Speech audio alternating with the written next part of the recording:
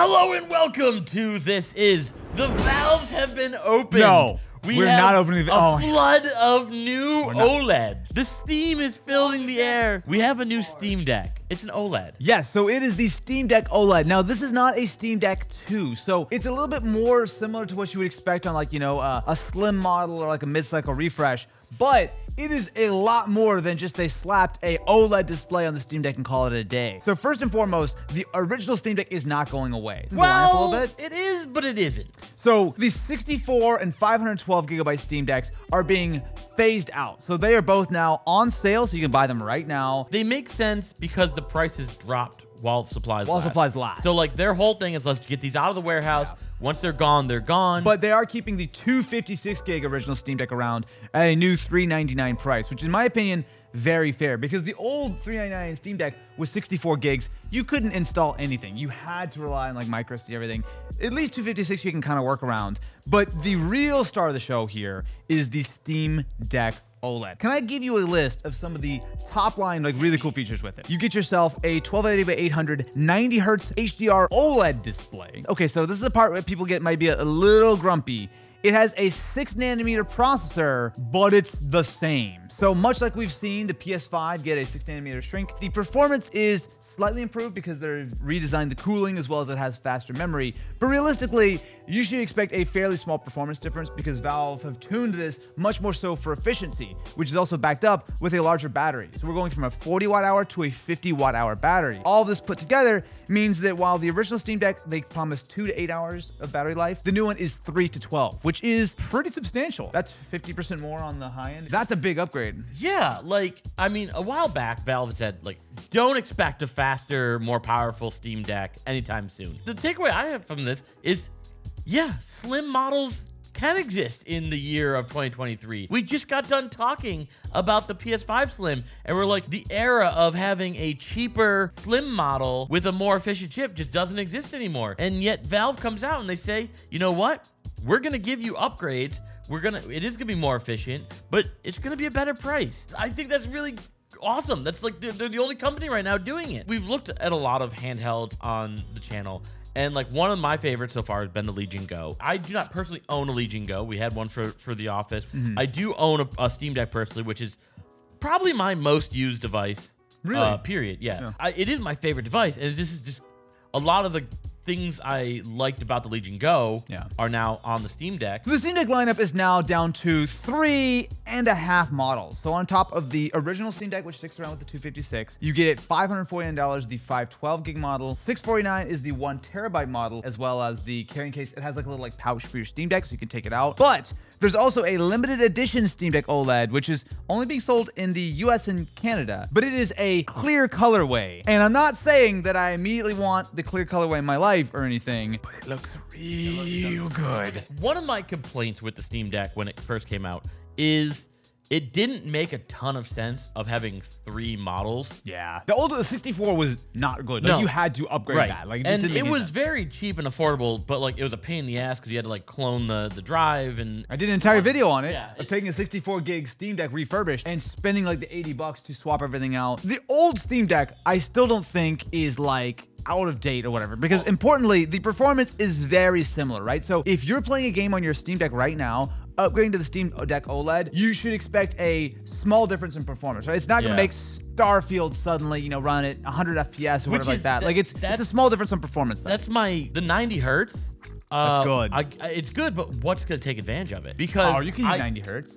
What game? I guess some older games, but like most of the games I was playing were pretty much like kind of like locked at like 45, 60 anyway. Is your concern here that even though this is a very nice quality of life difference with better battery life, they've redesigned the entire thing, even though it's physically quite similar, is your concern that the performance of the Steam Deck is quickly being left behind, not only with AAA games barely that was a concern with it, period. You know, the big argument of like, oh, an X1 Extreme chip, whatever, is so much better than the chip that's in a Steam Deck. But also it's more power hungry. It's more advanced, but it is more power hungry. Right. And the other thing with the Steam Deck is the price is reasonable. I think $550 is probably what most people are going to want. Like, I want to be clear. I don't think anything about the Steam Deck here is bad. There are games that doesn't take advantage. Like, it's going to be struggling to get even 30 FPS on modern titles. But Like Starfield, it was playable, it's just not great. I guess what is gonna take advantage of 90 hertz? Because typically when you think of like the higher refresh rate games like that on something a little bit more power efficient would be things like esports titles. Are a bunch of people playing esports titles on a Steam Deck? I have to assume not. If you're like a big esports person, you want the mouse and keyboard anyway. It's way more than just the 90 hertz though, because keep in mind that it's a larger display. Right. It is way brighter. It goes up to 1000 nits, supports HDR. It also has a more responsive touch rate. They've gone through so much stuff here. Added logo to power supply. Added support for waking up from initial unboxing by long pressing power button instead of requiring AC power. Be all a bunch of sweaty nerds for giving me release notes like this, because I love it. It just seems like they clearly took all of the feedback from the original Steam Deck, short of making it more powerful. You could argue, and I wouldn't fight you if you said that this is the Steam Deck 2. So a lot of people are comparing it to the Switch OLED. Yeah. And the Switch OLED was kind of similar, where it had a more efficient processor than the original Switch, although it was the same as the Switch Red Box. But other than that, it was basically the same thing, right? It was really like, hey, do you want a Switch with a nicer OLED display? This is lighter. It is more durable, easier to repair, 90 hertz refresh rate, bigger battery, better battery. Like basically every possible way the Steam Deck is better. It just isn't significantly more powerful is the only thing I can sort of throw against it. This is right now the gold standard of how a company should treat a mid-refresh system. I would say that anyone who's in the market for a Steam Deck, this is the one you should get. What you're getting extra for that is it's a justifiable price increase to go from one model to the other. Agreed. Where they did not have that before. I mean, I feel like anyone who is tech savvy with the old model, you get the 64, you could buy a cheap SSD for your 30-40 bucks. Right.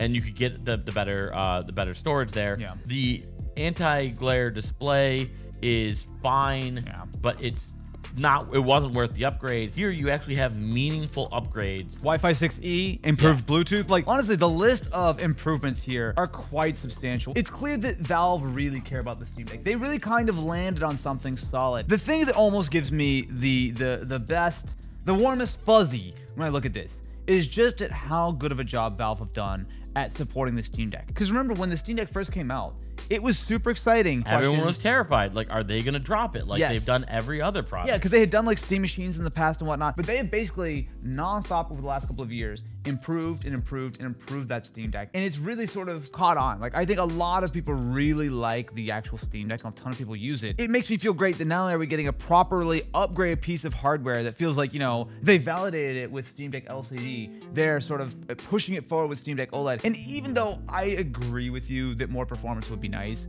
I mean, I'm playing Baldur's Gate on my Steam Deck and getting 30-ish FPS, which feels not great. So, like, do you think we could have gotten a little bit more battery life if they just stuck with a 60 hertz display versus a 90? Well, they specifically call out that the OLED, even though it's 90 hertz, blah blah, it pulls up to like half a watt less, which on a mobile device is pretty substantial. Like, in fact, one of the other quotes they have here is that they're talking about how because the OLED display is thinner, that is part of the reason why they have a better cooling assembly. Because on top of all of these other upgrades, the Steam Deck fan is now supposedly significantly quieter, and I appreciate that because, like almost everything else we're saying here, I liked the original Steam Deck, but it was somewhat loud. It wasn't terrible, but it was a little bit on the louder side. I never had a problem with the fan noise. But again, I just want to reiterate, like, Sony, Nintendo, I guess Xbox, if they ever come out with a mid-refresh, they should look at what Valve's doing and say, this is the gold standard. It's better for consumers. Yeah. So this is a great way to build brand loyalty. Yeah. And importantly, it doesn't make the original Steam Deck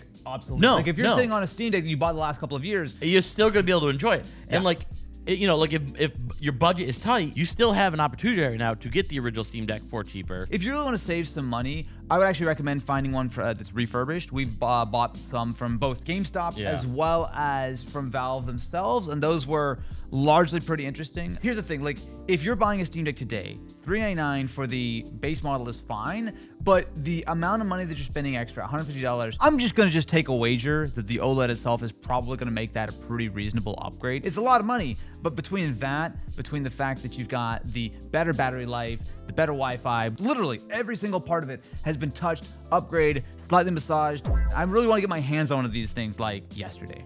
Yeah, right now it's only gonna get better. So one thing we hadn't talked about really is that the OLED is HDR. As of today, not a lot of stuff is going to support that on the Steam Deck because it has to be, the game has to support HDR, but then also has to support HDR on the Steam, like the Steam Deck. Yeah. I never liked the display on the Steam Deck. It always felt like one of the most egregious areas where they were cost cutting and they found some $15 panel at a factory and go, yeah, sure, ship it. I will say that maybe it's because I mostly play retro games on it. I haven't noticed that. The lack of contrast, it doesn't get that bright. Like I've never been happy I will say with the it. brightness is, especially when you're playing something like Diablo, which is very dark. Yeah. One thing that has been absolutely amazing about the Steam Deck is the support for doing Steam Deck verified. You're going to start seeing more and more games that are going to be able to be HDR compatible. Yeah. I have to applaud them for being consumer friendly right now. We talk a lot about monopolies and stuff like that on the channel. This is the exact reasons I get mad at Nintendo is why I'm applauding Valve right now, because they could have just said, all right, we're going to give you just the update of the processor. It's going to be cheaper for us or whatever.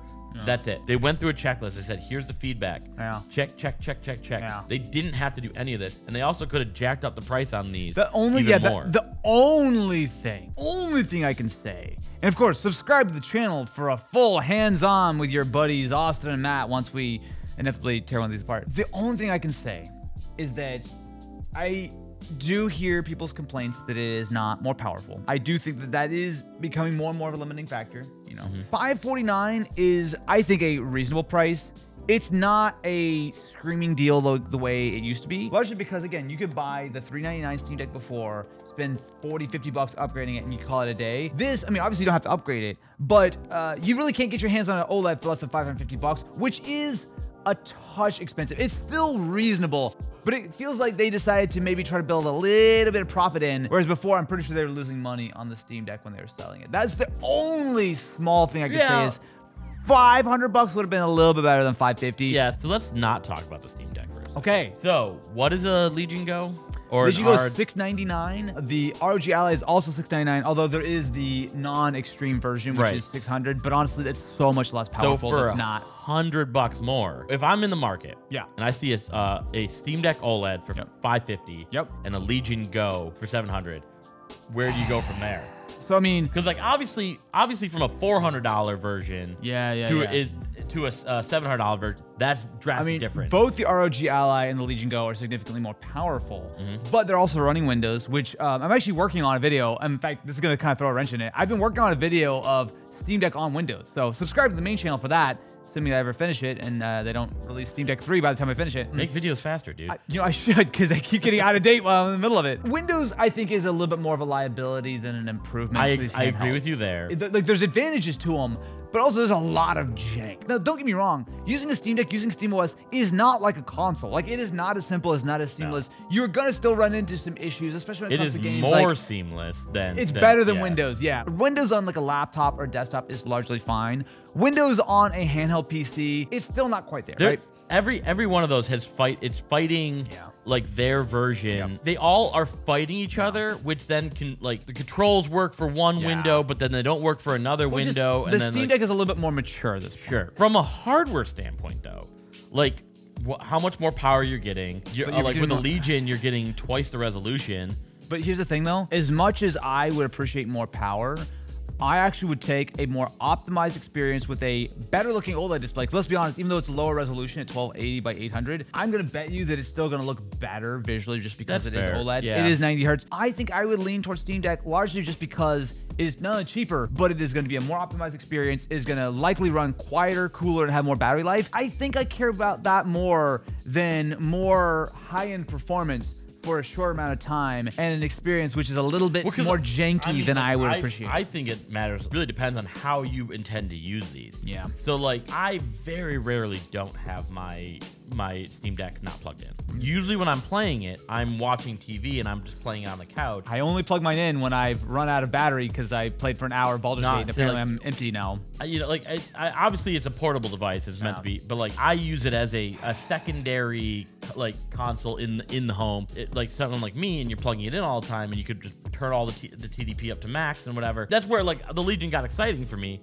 because I'm like, oh, I don't have to care about battery life at that I mean, point. if you're talking about like dock experience, I think that a Windows-powered handheld, whether it's ROG Ally or Legion Go, is just better, right? Because so much of the jankiness of those is really dealing with the touchscreen and the controls and stuff. As soon as you plug that thing in, you get like a monitor. Well, so keyboard. I still, it's easy. when I docked it, I wasn't really docking it. You know, I was You're like, I was just plugging it in. Yeah. So What do you think about the Steam Deck OLED? Let us know in the comments below. Make sure to subscribe to the channel and ring-a-ling that ding-a-ling button, because believe me, on November 16th at 10 a.m. Pacific time, I'm going to knock down Gaben's door and say, hey, give me one of them new Steam Decks, please. do you think he's gonna hand deliver it and then still not even? Not going to do it. He did before. Yeah, he's over it. He didn't even greet the person. He just hand delivered it and then left.